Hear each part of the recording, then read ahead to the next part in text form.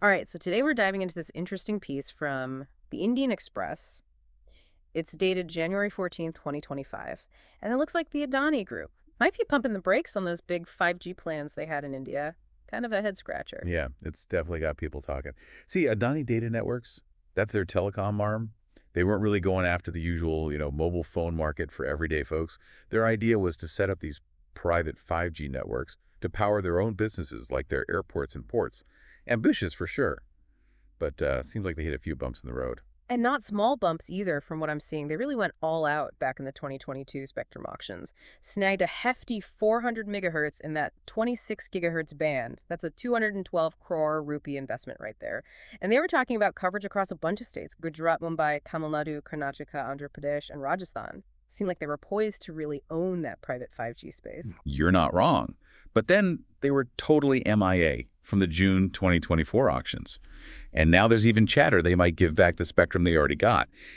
Add to that, the Department of Telecommunications, the DOT, hit them with 2 penalties for not meeting their rollout obligations. This is where things get really interesting. All right, break it down for us. For those of us who aren't, telecom gurus, what exactly are these rollout obligations? Basically, when you get your hands on some spectrum, you're making a promise to the government that you're going to put it to use within a certain time frame. I mean, it's like buying a fancy new oven.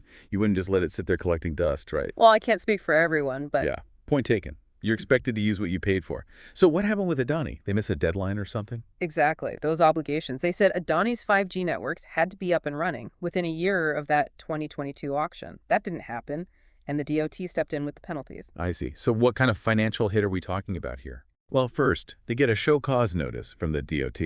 They get a chance to explain why they're behind. If the DOT doesn't like what they hear, that's when the penalties start piling up. It begins with 1 lakh rupees per week for the first 13 weeks. Then it jumps up to 2 lakh rupees per week for the next 13 weeks. And if they keep dragging their feet, well, the consequences could get even worse. Could the DOT actually yank their license? I mean, is that really on the table? It's definitely within their power. But will they actually take that step with a big player like Adani? That's the question, isn't it? This whole situation raises another question, though. Why is Adani struggling to meet these obligations? They've got the money. They've got the ambition. So what's the missing piece here? That is the million-dollar question. What's holding them back? To understand that, we need to rewind a bit. Back to 2022, that's when the government was really pushing this idea of private captive networks, especially for what they call Industry 4.0 applications. Okay, Industry 4.0. For those of us playing catch-up, what does that even mean? It's all about bringing digital technologies into manufacturing, like AI and automation. Think smart factories, super efficient, everything connected. The government even made it easier for companies to get spectrum directly for this kind of stuff. It's supposed to be the next big thing in industrial tech. Ah, okay. So Adani saw a chance to use 5G to streamline their operations, and they hopped on board. Exactly. But here's the thing. This whole private 5G wave, it hasn't exactly taken off the way everyone expected. There have been some pretty big roadblocks. So Adani's facing these issues. Are these roadblocks specific to them, or is there something bigger going on with private 5G in general? It does sound like Adani's situation is part of a bigger picture with private 5G adoption. What are these roadblocks, though? One big thing is the cost of spectrum in India. It's way more expensive compared to other countries. A lot of smaller companies just can't afford it. And with fewer companies using it, it's hard to show that it can really work and make money. That makes sense. Why is spectrum so expensive here, though? Is it just supply and demand, or is there more to it, like regulations and stuff? It's complicated. There are a few things going on. Historically, the government has seen spectrum auctions as a way to make a lot of money. So they set high starting prices. Plus, there's not that much spectrum available in the bands that work best for 5G. That drives the price up even more. And then there's the whole debate about how the auctions are designed. Some people argue they don't really reflect what the market actually wants. Interesting. So even if a company wants to invest in this, the cost of getting started might just be too high. Exactly. And then there's the question of whether it's actually worth it. Even for big companies like Adani, can they really prove that these private 5G networks will boost productivity, cut costs, and make Right. things more efficient? It's not just about the technology itself. It's about proving that it has real value. Are there any examples of private 5G working well? Cases where those benefits are really clear. Oh, definitely. It's still early days, Yeah. but some promising things are happening. For instance, There's this car factory in Germany. They use a private 5G network so their robots can work together in real time. Their production efficiency went up by 15%. Wow, that's pretty significant. Any other sectors having that kind of success with private 5G? Logistics is another one. They're using private 5G networks to track goods in real time. Makes their warehouses run smoother. They can even automate stuff like loading and unloading cargo. These applications can really save them time and money. Makes a strong case for investing in private 5G. So manufacturing and logistics are starting to see the benefits. It sounds like private 5G is getting somewhere, even if it's not quite mainstream yet. Right. When new technologies come along, Hmm. there's often a lot of hype. Then people get disillusioned when it doesn't live up to the hype right away. Then eventually it becomes widely adopted. Yeah. Think about the internet. It took years, even decades, for it to become what it is today. It's true. I remember those giant cell phones from back in the day. Crazy how much things have changed. It's funny to think those clunky things led to the smartphones we have now. Exactly. So just because private 5G is facing some challenges now, Mm. it doesn't mean it's a failure. There's still a lot of potential there. So what needs to happen for it to move past these challenges, for private 5G to really take off? What's next in this 5G story? Well, we need more proof that it works.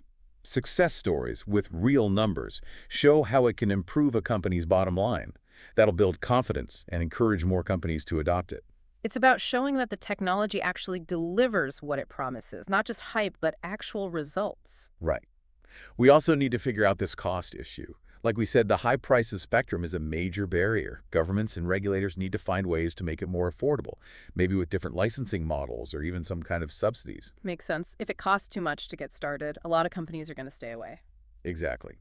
And from a technology standpoint, we need to keep innovating, make these private 5G networks easier to set up, manage, and integrate. We need plug-and-play solutions, simpler security protocols, user interfaces that anyone can understand. Make it user-friendly, even for people who aren't tech experts. Exactly. Another important thing is collaboration, getting everyone involved to share knowledge. Industry people, tech companies, researchers, policymakers, share best practices, talk about the challenges, and work together to figure out the future of private 5G. It sounds like it'll take a team effort to overcome these hurdles and to really unleash the potential of private 5G. Let's circle back to Adani for a second. Their situation brings up an interesting point. Is it really viable to only use private 5G for your own company? Yeah, their decision to focus on their own internal uses might have backfired. Maybe they couldn't grow fast enough or generate enough revenue to justify the cost of that spectrum. Maybe partnering with other companies would have been smarter. Or even exploring the public 5G market might have been a more sustainable strategy. It's like they underestimated the challenges and overestimated how quickly they'd see a return on their investment. Does this mean they're giving up on 5G altogether, though? Not necessarily. Maybe they're just rethinking their approach, trying to come up with a new strategy. Or maybe they're waiting for the market to mature a bit. It's a good reminder that in the tech world, you have to be flexible and adapt as things change. Even giants like Adani have to be nimble and adjust their plans as the landscape shifts. So we've really dug into Adani's 5G journey and the broader challenges facing private 5G. What's the takeaway for the average person listening to this? I think Adani's experience shows us that even with money and ambition, getting into cutting-edge tech can be tricky. It highlights how important it is to really think about the costs, the regulations, and what the market actually needs before you jump into something new. It's a good lesson for anyone thinking about using new technologies. It's not just about the coolness factor. It's about understanding the complexities and having a solid plan. Yeah, it really highlights the things you need to think about when it comes to these new technologies. But let's zoom out for a sec. How does this all affect India's overall 5G ambitions? Well, India's been pretty gung-ho about its 5G rollout. They want to be a global leader. Most of the focus has been on those mobile services for everyday people.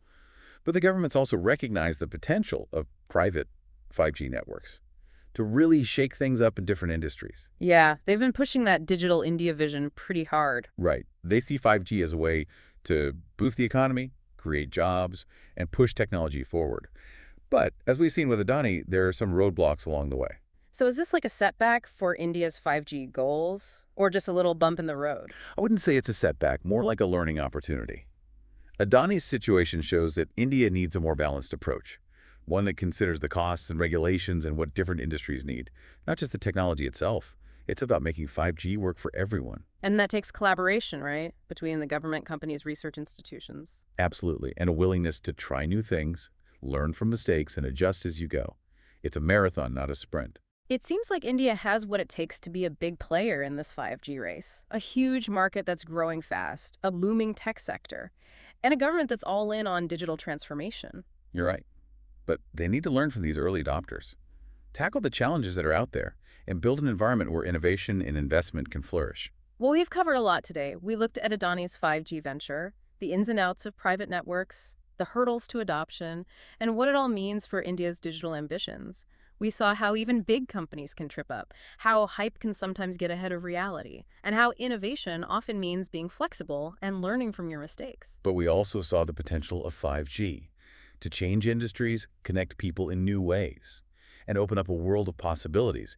It's still early days for this technology, but it's already making an impact. As 5G keeps evolving, it makes you wonder, what role will each of us play in its future? That's a great question. Will we be the first ones to jump in? Or will we wait and see what happens? Or will we actively help shape this tech revolution? The choices we make today will determine the world we live in tomorrow.